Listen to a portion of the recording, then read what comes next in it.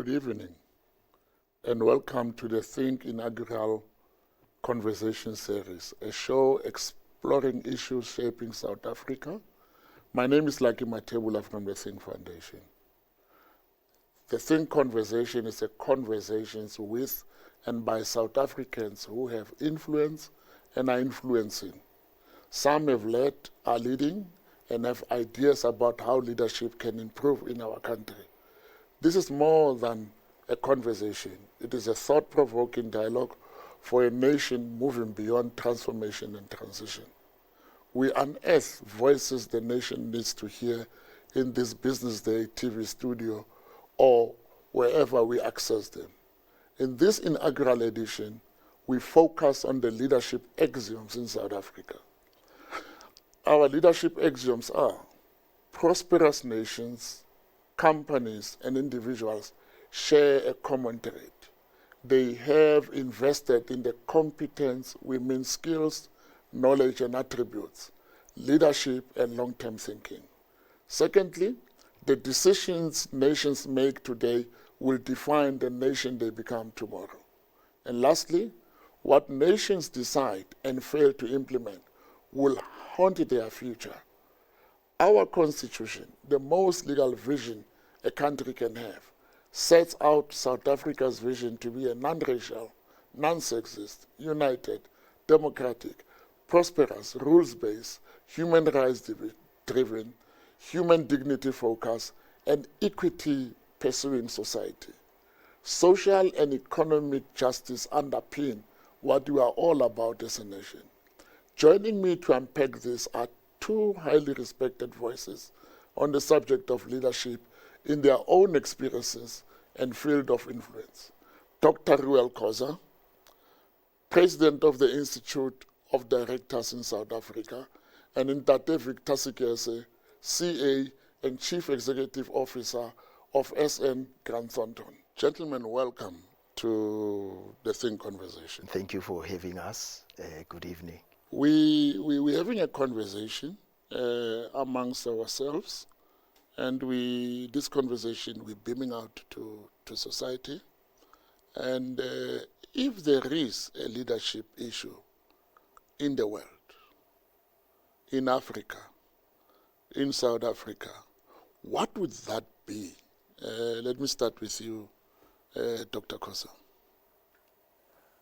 I would say that the core of the leadership challenge would be leading in a manner that is beneficial to the followership. And that takes a bit of preparation for it. It is no longer just emerging in a leadership situation and leading properly. You actually have to prepare yourself, because you are going to deal with complexity. You're going to deal with globality. You're going to deal with a political economy if you're going to be in politics. So you need to understand the polity as well as the economy and how they interplay.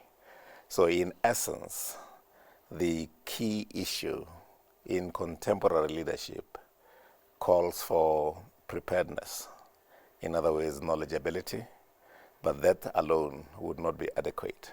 It also calls for ethical conduct, which actually predisposes you to lead in a manner that actually is not careless, but in a manner that takes care of your followership. No matter how small, no matter how big, at national level, those two, in my humble consideration: knowledgeability, i.e. expertise and skill, but in interplay with ethical conduct, which enables you to distinguish between good and bad, and right and wrong, and give you the essence of understanding the distinction between the two in a manner that is human and humane. That is Sekese, what would it be? Yeah, look, I mean, if I were to sum it up in terms of the leadership issue that is facing us at the global level, continental level, and at the national level, it would be that the leadership core in its broad sense has lost or are not committed to the core purpose of leadership. The core purpose of leadership is serving humanity in its broad sense. And I think if we move from that premise such that that core purpose foregrounds anything and everything that we do as leaders in our own respective spheres, would be able and better positioned to deal with challenges that confront us. And secondly, because we are not grounded on the core purpose, therefore there's lack of common purpose from a leadership point of view. And as a result, because of lack of common purpose, we are not then addressing issues that really matter for humanity, for success of humanity, sustainability of humanity.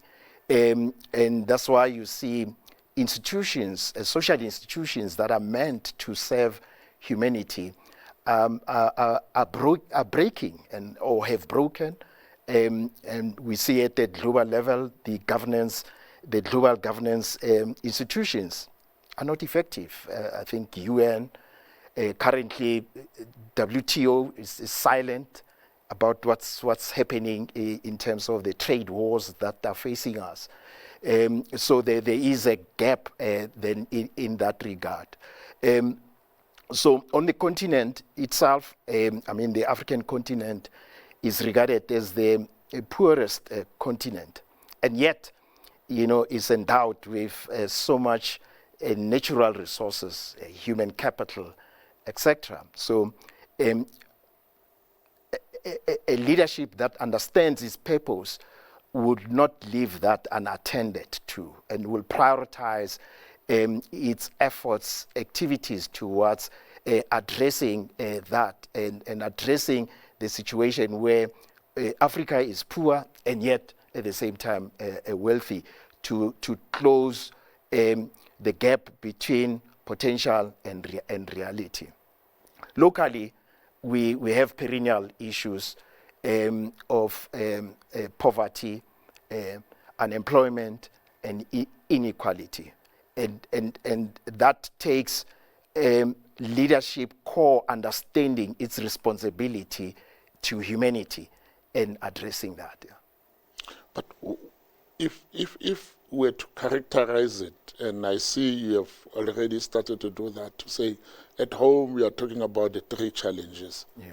But what would take us through at home, through that, in leadership terms? And Dr. Khoza, you may also answer this one, to say what would take us through, to see us through, meaning that if there's a leadership issue in South Africa, you've pulled in poverty, unemployment, and inequality, but in leadership issues, what would take us through?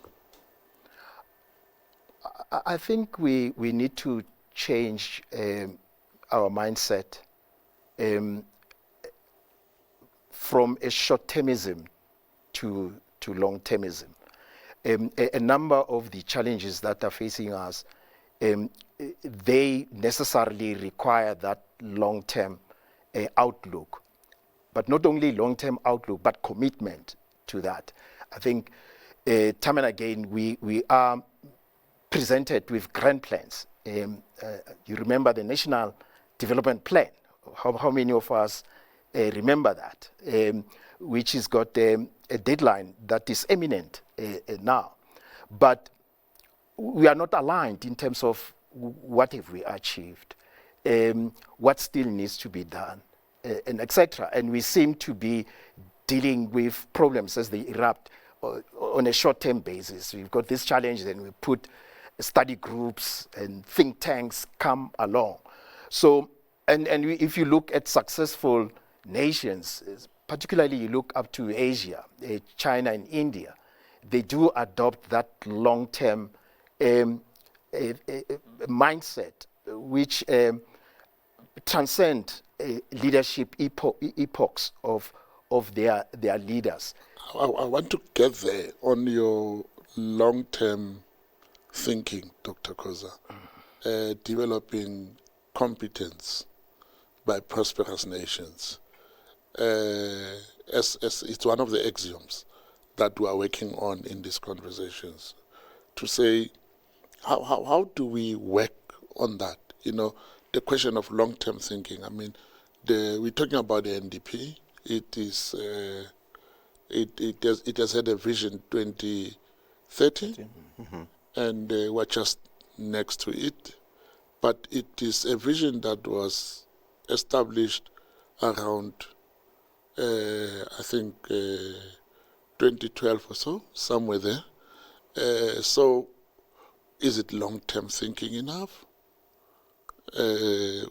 What do we mean when we say long-term thinking? I believe it can be interpreted in a variety of ways. In business parlance, medium term, I mean, the short term could be 12 months, medium term could be 3 months, and long term could be 5 years plus. But things change so fast that even that actually need to be monitored very, very closely. But if you're thinking in terms of leading a nation, leading a political, a socio-political, economic entity, the long term is truly long. Victor earlier on mentioned those in the Pacific Rim, the Chinese, the Japanese. They think generationally. And a generation is defined essentially as 30 years, but they go beyond one generation. They think beyond generational. So where we are concerned, one or other of our leaders, in our particular case, President Thabo Mbeki, was talking about the African Renaissance. A renaissance unfolds over half a century, over a century. And he got up together with his colleagues, the 4 others in the rest of Africa, had actually began to address that. But where we tend to go wrong as Africans is failure to understand that we need to build institutions, institutions that last. We as individual leaders come and go, but what we have established should be built upon. And those who succeed us must understand that the nation lives virtually forever. Leaders come and go. Okay. Thank you, Dr. Khoza. We'll be back with more on the Thinc Conversation.